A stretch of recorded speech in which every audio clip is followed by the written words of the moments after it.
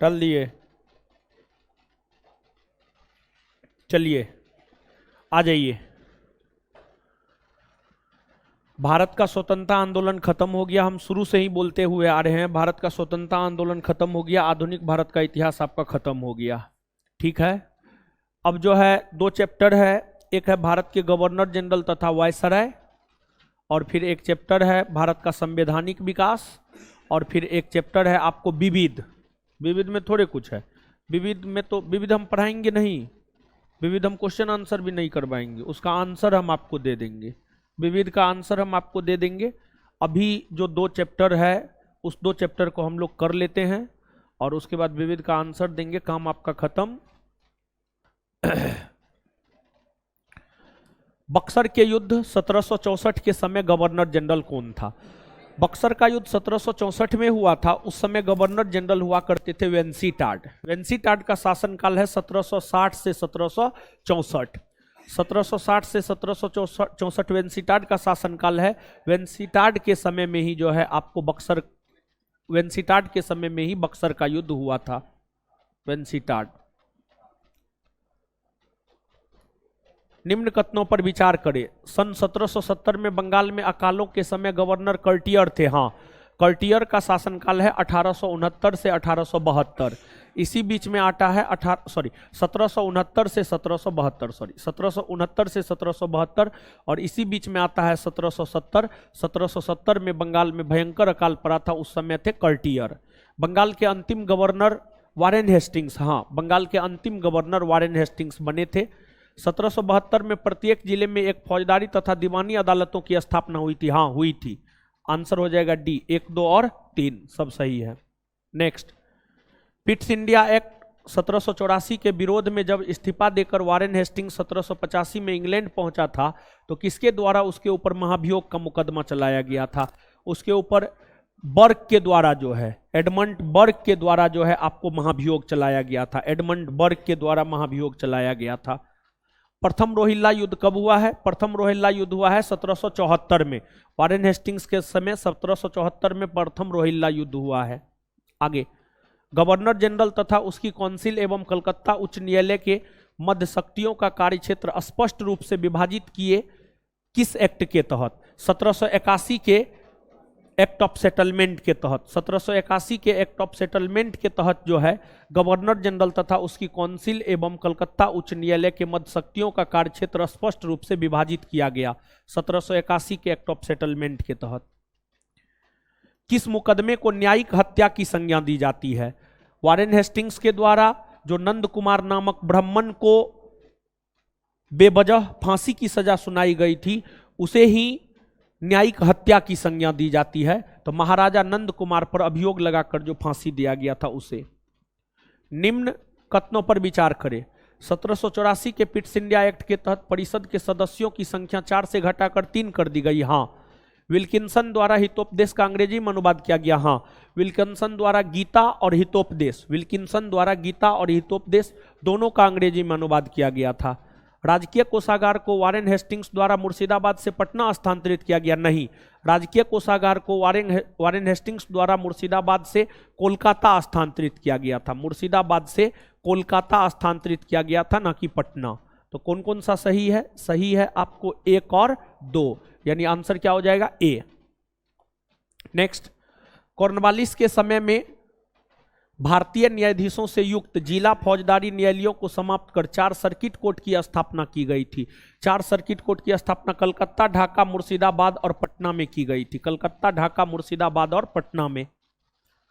Sir John Shore के देशी राज्यों के प्रति तटस्थता या हस्तक्षेप की नीति का अपवाद बनकर कौन सा देशी राज्य उभरा था? सर जॉन शोर के देशी राज्यों के प्रति तटस्थता या हस्तक्षेप की नीति का अपवाद बनकर उभरा था अवध। कौन उभरा था आपको? अवध। अवध, अवध उभरा था। अवध, अवध।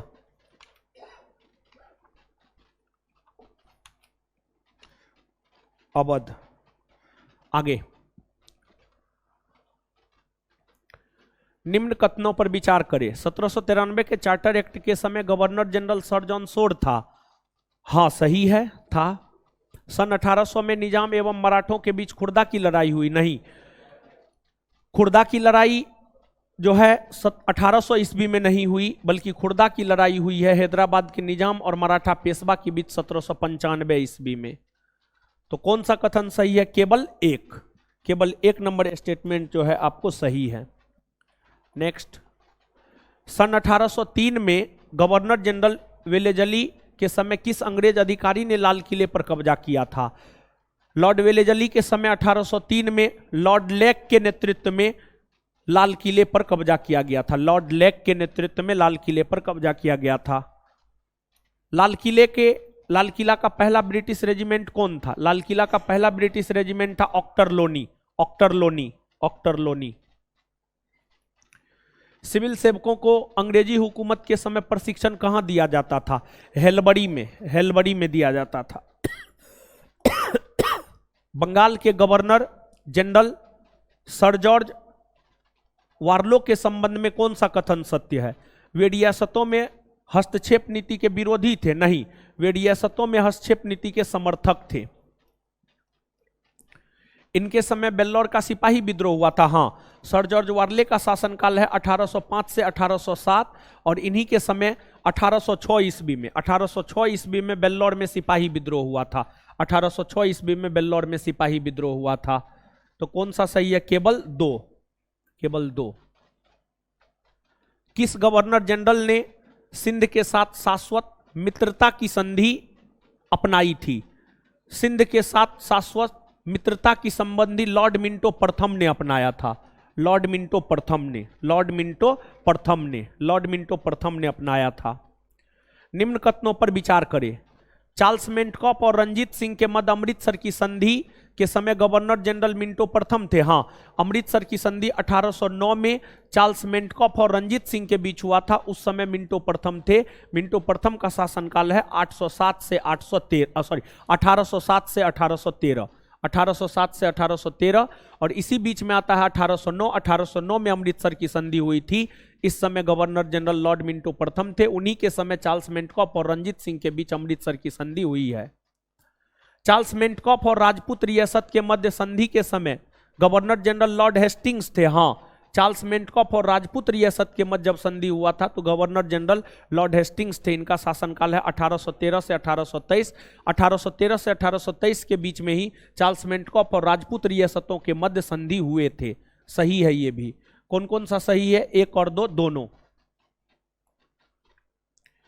किस गवर्नर जनरल ने मराठा परिसंघ का कंपनी साम्राज्य में विलय किया था? मराठा परिसंघ का कंपनी साम्राज्य में विलय किया था लॉर्ड हेस्टिंग्स ने।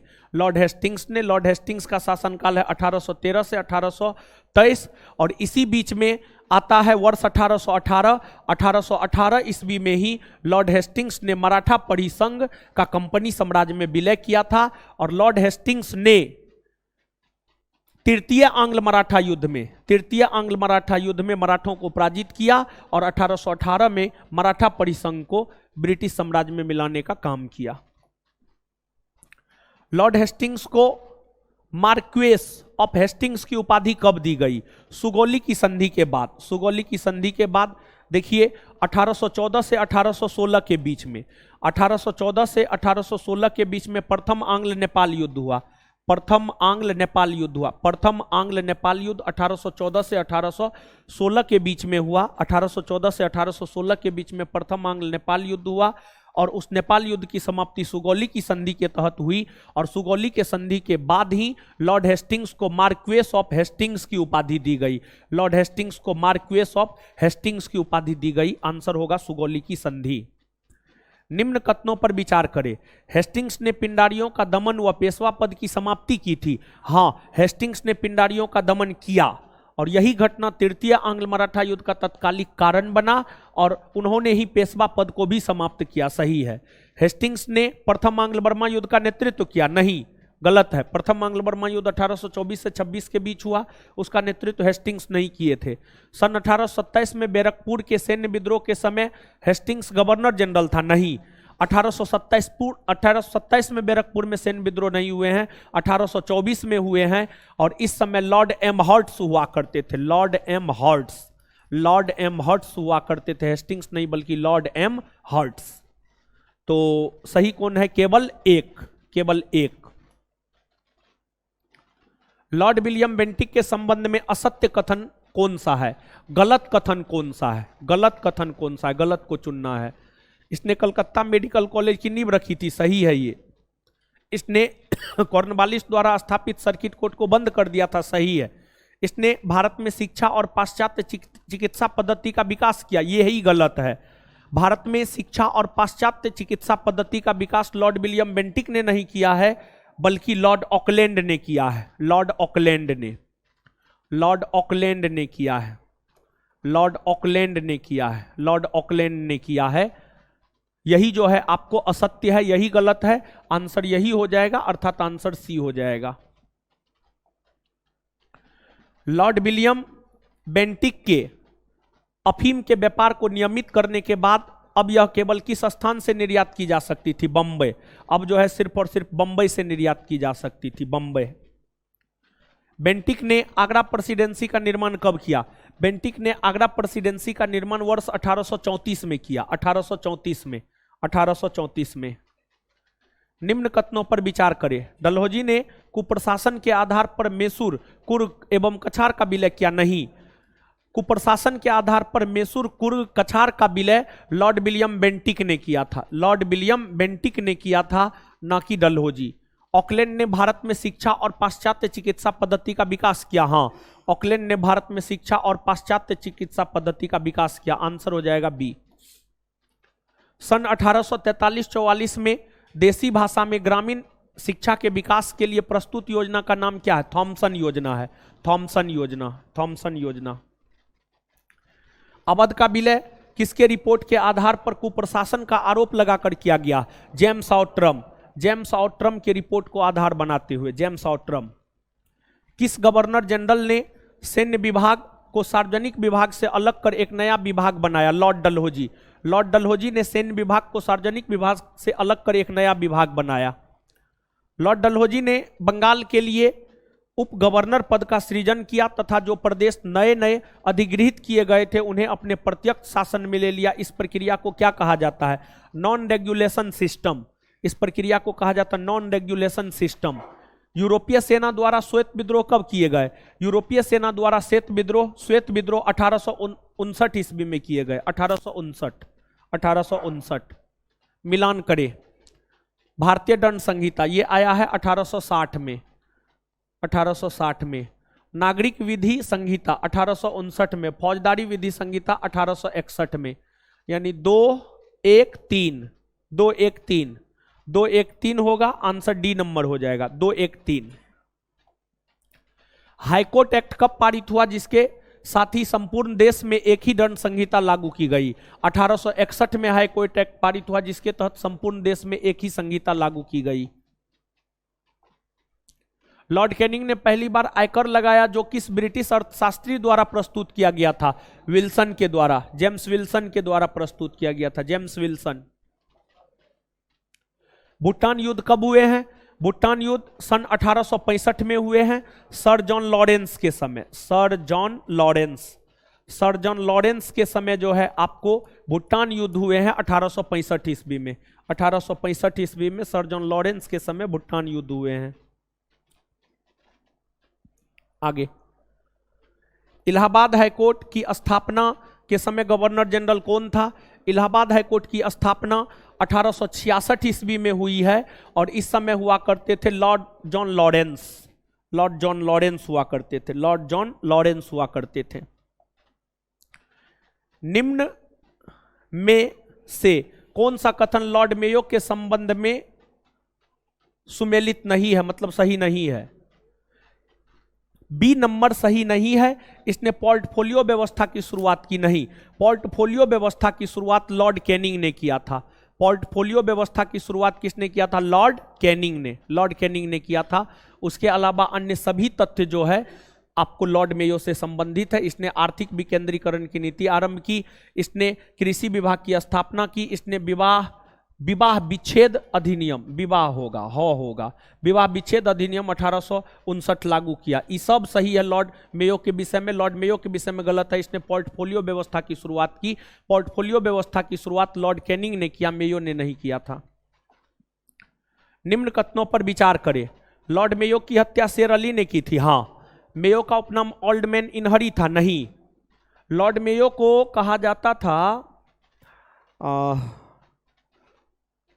लॉर्ड मेयो को जो है ये कहा जाता था, लॉर्ड मेयो को ना, लॉर्ड मेयो को कोई उपाधि नहीं दिया गया था। ओल्ड मैन इन हरी नाम था लॉर्ड एलन बरो का, लॉर्ड एलन बरो का, लॉर्ड एलन बरो का ओल्ड मैन इन हरी नाम था, एलन बरो। मेयो द्वारा सांख्यिकी सर्वेक्षण विभाग का गठन किया गया था, हाँ। कौन कौन सा सही है? 1 और 3। मेयो का उपनाम ओल्ड मैन इन हरी नहीं था, एलन बरो का था।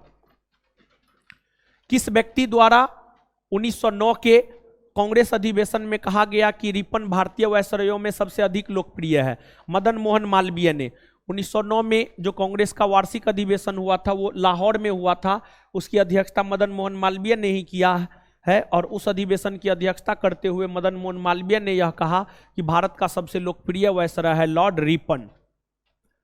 बर्मा का अंतिम रूप से भारत में विलय किसके द्वारा किया गया? बर्मा का अंतिम रूप से भारत में विलय लॉर्ड डफरीन के द्वारा किया गया। लॉर्ड डफरीन के समय ही तृतीय आंग्ल बर्मा युद्ध हुए थे। देखिए, बर्मा को भारत में मिलाने को लेकर 3 आंग्ल बर्मा युद्ध हुए। प्रथम आंग्ल बर्मा युद्ध 1824 से 26 लॉर्ड एमहर्ट्स के समय, द्वितीय आंग्ल बर्मा युद्ध 1852 लॉर्ड डलहौजी के समय, और तृतीय आंग्ल बर्मा युद्ध लॉर्ड डफरीन के समय हुए। और तृतीय आंग्ल बर्मा युद्ध के माध्यम से ही लॉर्ड डफरीन के समय बर्मा का अंतिम रूप से भारत में विलय किया गया। एचिंसन आयोग का गठन किस लिए किया गया था? नागरिक सेवा के विकास को लेकर के एचिंसन आयोग का गठन किया गया था। किस गवर्नर जनरल द्वारा वित्तीय विकेंद्रीकरण की नीति का नियमीकरण किया गया था? वित्तीय विकेंद्रीकरण की नीति का नियमीकरण लॉर्ड रिपन ने किया था, लॉर्ड रिपन ने। घटनाक्रम और governor general. Prince of Wales की यात्रा, प्रिंस ऑफ वेल्स की भारत यात्रा लॉर्ड नॉर्थब्रुक के समय, स्ट्रेची आयोग लॉर्ड लिटन के समय, Bengal tenancy act lord Dufferin के समय, सम्मति विवाह अधिनियम लॉर्ड लैंसडाउन के समय। 4 1 2 3, 4 1 2 3 यानी आंसर बी। नेक्स्ट, घटनाक्रम मिलान करे, घटनाक्रम मिलान करे, क्या होगा? पंजाब टेनेंसी एक्ट, यह आया है 1887 में, 1887 में। अफीम आयोग का गठन 1893 में। भारतीय साक्ष्य अधिनियम पारित हुआ 1872 में। 2 1 3, 2 1 3, 2 1 3, 2 1 3। नेक्स्ट, अकाल की जांच के लिए लॉयल आयोग का गठन किस गवर्नर जनरल ने किया था? अकाल की जांच के लिए लॉयल आयोग का गठन किस गवर्नर जनरल ने किया था? लॉर्ड एल्गिन द्वितीय ने किया था, लॉर्ड एल्गिन द्वितीय ने। भारत हमारे साम्राज्य की धुरी है, यदि हमारे साम्राज्य का कोई अन्य राज्य अलग हो जाता है तो हम जीवित रह सकते हैं, लेकिन यदि हम भारत को खो देते हैं तो हमारे साम्राज्य का सूर्य अस्त हो जाएगा। यह कथन किसका है? यह कथन लॉर्ड एल्गिन द्वितीय का है। यह स्टेटमेंट लॉर्ड एल्गिन द्वितीय के द्वारा ही दिया गया था। भारतीय व्यय की जांच हेतु वेल्वी आयोग का गठन कब किया गया है? भारतीय व्यय की जांच हेतु वेल्वी आयोग का गठन हुआ है 1895 में। किस व्यक्ति ने कर्जन की जीवनी लिखी है? कर्जन की जीवनी रोनाल्ड से नामक विद्वान ने लिखा है, रोनाल्ड से। लॉर्ड कर्जन ने किस अधिकारी से विवाद के कारण अगस्त 1905 में त्यागपत्र दे दिया? किचनर। किचनर से विवाद के कारण लॉर्ड कर्जन ने त्यागपत्र दे दिया, किचनर। कर्जन द्वारा भारतीयों को स्वशासन से वंचित करने हेतु कलकत्ता कॉरपोरेशन एक्ट कब लाया गया? 1899 में। कलकत्ता कॉरपोरेशन एक्ट जो है आपको 1899 में लाया गया था, 1899 में। निम्न कथनों पर विचार करें। पहला, 1899 में ब्रिटिश मुद्रा पाउंड को भारत में मान्य घोषित किया गया। हाँ, 1 पाउंड 25 रुपया के बराबर होता था, नहीं 15 रुपया के बराबर होता था। कौन सा सही है? केवल एक। सन 1903 में कर्जन ने फारस और अफगान के झगड़े को सुलझाने के लिए किसे नियुक्त किया? मैकमोहन को, मैकमोहन को नियुक्त किया था। निम्न कथन पर विचार करें। कर्जन ने कलकत्ता कॉरपोरेशन एक्ट के माध्यम से निर्वाचित प्रतिनिधियों की संख्या को बढ़ा दिया तथा नामित सदस्यों की संख्या को घटा दिया। बढ़ा दिया, दोनों में बढ़ा दिया है ना। देखिए, ध्यान दीजिएगा। कर्जन ने कलकत्ता कॉरपोरेशन एक्ट के माध्यम से निर्वाचित प्रतिनिधियों की संख्या को निर्वाचित प्रतिनिधियों की संख्या को बढ़ा दिया तथा नामित सदस्यों की संख्या को घटा दिया। कुल मिलाकर के गलत। विश्वविद्यालय सुधार अधिनियम 1902 में तथा विश्वविद्यालय आयोग की स्थापना 1904 में कर्जन ने थॉमस रेले की अध्यक्षता में नहीं किया। नहीं, ये भी गलत है। विश्वविद्यालय सुधार अधिनियम आया 1904 में और विश्वविद्यालय आयोग की स्थापना हुई 1902 में। ये दोनों आगे पीछे है, दोनों उल्टा है, दोनों गलत है। ना तो एक ना ही दो। आंसर हो जाएगा डी। इसमें ना तो एक सही है ना ही दो सही है। भारत की शिक्षा व्यवस्था की आलोचना करते हुए किसने कहा कि पूर्व में एक ऐसा विद्यालय है जहां विद्यार्थी को कभी डिग्री नहीं मिलती है? लॉर्ड कर्जन ने कहा है भारतीय शिक्षा व्यवस्था की आलोचना करते हुए। कर्जन निम्न कथनों पर विचार करें। कर्जन ने 1904 में ऑफिशियल सीक्रेट एक्ट को पारित कर सरकारी नियंत्रण को और अधिक कड़ा बना दिया। सही है। कर्जन ने यंग हस्बैंड मिशन को तिब्बत में भेजा। यह भी सही है। कर्जन ने सर एंटनी मैकडोनाल्ड की अध्यक्षता में अकाल आयोग का गठन किया। सही है। आंसर हो जाएगा डी। 1, 2 और 3 सब सही है। विचार करें। बाल गंगाधर तिलक को राजद्रोह के आरोप में 1908 में 5 वर्ष का सजा कारावास दिया गया। नहीं, 6 वर्ष का कारावास दिया गया। लॉर्ड मिंटो की कार्यकारिणी में पहला भारतीय सदस्य एसपी सिन्हा की नियुक्ति हुई। हाँ, एसपी सिन्हा सन 1920 में बिहार प्रांत के गवर्नर के पद पर नियुक्त हुए। हाँ, सही है। केवल 2 और 3। एलिंगस्टन आयोग ने भारतीय नागरिकों में कितने प्रतिशत भारतीयों की नियुक्ति की बात कही है? 25%। 25%। सेडलर कमीशन में 2 भारतीय सदस्य कौन थे? आशुतोष मुखर्जी और जियाउद्दीन अहमद। एलिंगस्टन आयोग का गठन किस गवर्नर जनरल ने किया था? एलिंगस्टन आयोग का गठन लॉर्ड हार्डिंग द्वितीय ने किया था। लॉर्ड हार्डिंग द्वितीय ने। सैन्य सुधारों के संबंध में सैंडहर्स्ट की अध्यक्षता में गठित समिति में भारतीय सदस्य कौन थे? मोतीलाल नेहरू। मोतीलाल नेहरू। स्वामी श्रद्धानंद की हत्या कब की गई है? इनकी हत्या की गई है 1926 में। 1926 में हुई है। 1926। हरकोर्ट बटलर समिति का संबंध देसी रियासत से है। देसी रियासत और अंग्रेजों के बीच संबंध को बेहतर बनाने के लिए हरकोर्ट बटलर समिति का गठन 1927 में किया गया था। प्रथम ट्रेड अधिनियम कब पारित किया गया जिसमें हड़ताल को वैध माना गया? 1926 में प्रथम ट्रेड अधिनियम पारित किया गया जिसमें हड़ताल को वैध माना गया। हड़ताल को वैध माना गया। भारतीय सेना अकादमी की स्थापना देहरादून में कब की गई? 1932 में। 1932 में। सुभाष चंद्र बोस का भारत से पलायन कब हुआ? 1941 में। गांधी जी द्वारा व्यक्तिगत सत्याग्रह कहां से प्रारंभ किया गया था? पवनार आश्रम से। महाराष्ट्र के पवनार आश्रम से। निम्नलिखित कथनों पर विचार करें। भारत को स्वतंत्र करने की घोषणा ब्रिटिश प्रधानमंत्री ने 20 फरवरी 1947 को की। हाँ, 20 फरवरी 1947 को ब्रिटिश प्रधानमंत्री क्लीमेंट एटली ने यह घोषणा किया। ब्रिटिश हाउस ऑफ कॉमन में की जून 1948 से पहले भारत की सत्ता भारतीयों के हाथ में सौंप दी जाएगी। जब भारत को स्वतंत्र करने की घोषणा ब्रिटिश प्रधानमंत्री ने किया तब भारत के वायसराय लॉर्ड माउंटबेटन थे। नहीं, उस समय भारत के वायसराय लॉर्ड माउंटबेटन नहीं थे, लॉर्ड वेवेल थे। लॉर्ड वेवेल थे फरवरी 1947 में। लॉर्ड माउंटबेटन मार्च 1947 में आया है। मार्च 1947 में आया है। तो 1 नंबर सही है, 2 नंबर गलत है। कौन सही है? केवल 1। किस गवर्नर जनरल के समय में विश्व भारती विश्वविद्यालय कार्य करना प्रारंभ किया था? Lord reading. लॉर्ड रीडिंग के समय। प्रथम दिल्ली दरबार लॉर्ड लीटन। द्वितीय दिल्ली दरबार लॉर्ड कर्जन। तृतीय लॉर्ड हार्डिंग। चतुर्थ लॉर्ड रीडिंग। 2, 3, 1, 4। 2, 3, 1, 4 यानी आंसर डी। किसने क्लाइव को बड़ी बड़ी नींबें रखने वाला कहा? बर्क ने। क्लाइव को बड़ी बड़ी नींबें रखने वाला कहा, बर्क ने। पर्सिबल स्पीयर ने किसे भविष्य का अग्रदूत कहा? लॉर्ड क्लाइव को। लॉर्ड क्लाइव को। भारत में किस वायसराय का कार्यकाल सर्वाधिक लंबा था? देखिए, लॉर्ड कैनिंग है 1856 से 1862, तो हो गया 6 बरस। लॉर्ड हार्डिंग है 1910 से 1916। लॉर्ड कर्जन है 1898 से 1905, 7 बरस।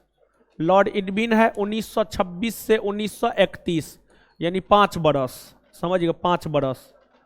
तो कैनिंग 6 बरस, यो 6 बरस, कर्जन 7 बरस और इरविन 5 बरस। आंसर हो जाएगा इसमें लॉर्ड कर्जन। पिंडारियों के दमन के लिए उत्तरी सेना का नेतृत्व लॉर्ड हेस्टिंग्स ने किया, जबकि दक्षिणी सेना का नेतृत्व किसने किया? टॉमस हिस्लोप ने किया था। टॉमस हिस्लोप ने किया था। टॉमस हिस्लोप ने। हम अल्पसंख्यकों की रक्षा के लिए प्रतिबद्ध हैं, पर अल्पसंख्यकों की इच्छाओं को बहुसंख्यकों पर थोपा नहीं जा सकता। यह कथन है लॉर्ड एटली का। निम्नलिखित कथनों पर विचार कीजिए। रॉबर्ट क्लाइव बंगाल के प्रथम गवर्नर जनरल नहीं। रॉबर्ट क्लाइव बंगाल के प्रथम गवर्नर जनरल नहीं बने, बल्कि Warren Hastings. Warren Hastings Bengal के प्रथम गवर्नर जनरल बने। विलियम बेंटिक भारत के प्रथम गवर्नर जनरल बने। हाँ, कौन सा सही है? केवल 2। ठगों के दमन में निम्नलिखित में से कौन संबंधित है? ठगों का दमन कर्नल स्लीमेन ने किया लॉर्ड विलियम बेंटिक के समय। भारतीय शस्त्र अधिनियम 1878, शाही पद अधिनियम 1876 में पारित हुए। भारतीय उच्च न्यायालय अधिनियम 1861, भारतीय विवाह विच्छेद अधिनियम 1869, भारतीय उच्च न्यायालय अधिनियम 1861, भारतीय विवाह विच्छेद अधिनियम 1869।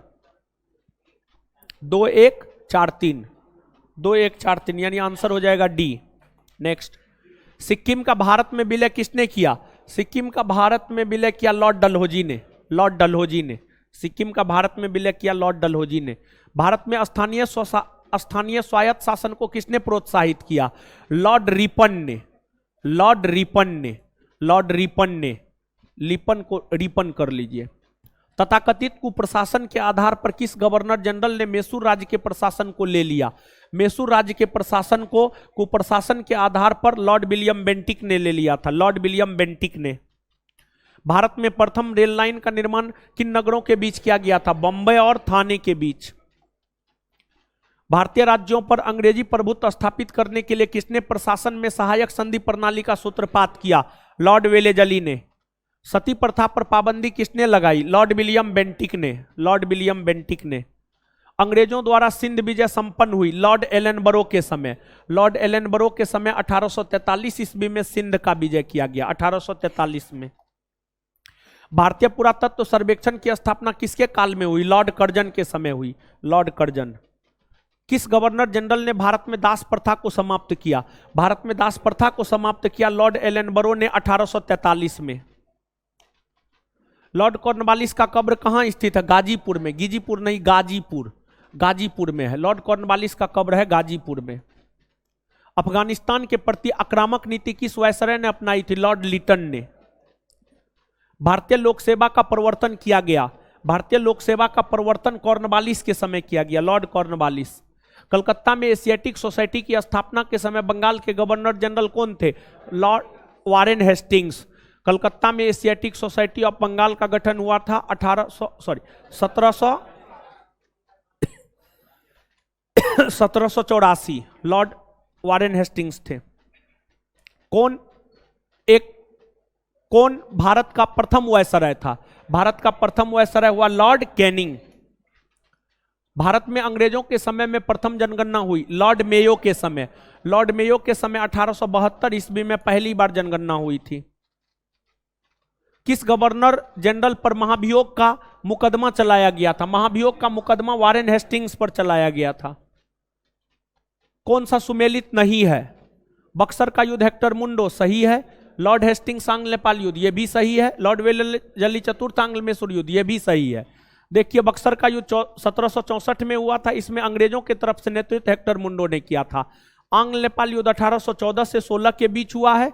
इस समय लॉर्ड हेस्टिंग्स हुआ करते थे, क्योंकि उनका शासनकाल है 1813 से 1823। लॉर्ड वेलेजली इनका शासनकाल है 1798 से 1805, और इसी बीच में 1799 है। 1799 ईस्वी में चतुर्थ आंग्ल मैसूर युद्ध हुए हैं। तो ABC सही है। गलत कौन है? D number, Lord Cornwallis. Lord Cornwallis का शासनकाल है 1786 से 1793, और तृतीय आंग्ल मराठा युद्ध हुआ है 1816 से 1819। तो इस समय जो है लॉर्ड कॉर्नवालिस गवर्नर जनरल या कुछ भी नहीं हुआ करते थे। ये गलत है। तृतीय आंग्ल मराठा युद्ध के समय हुआ करते थे बंगाल के governor general Lord Hastings. Lord Hastings हुआ करते थे। आप सब लोग जानते हैं लॉर्ड हेस्टिंग्स का शासनकाल है 1813 से 1823। 1813 से 1823 के बीच में ही 1816 से 1819 आता है। इसी समय तृतीय आंग्ल मराठा युद्ध लॉर्ड हेस्टिंग्स के समय हुआ था, ना कि कॉर्नवालिस के समय। यही गलत है, आंसर हो जाएगा डी।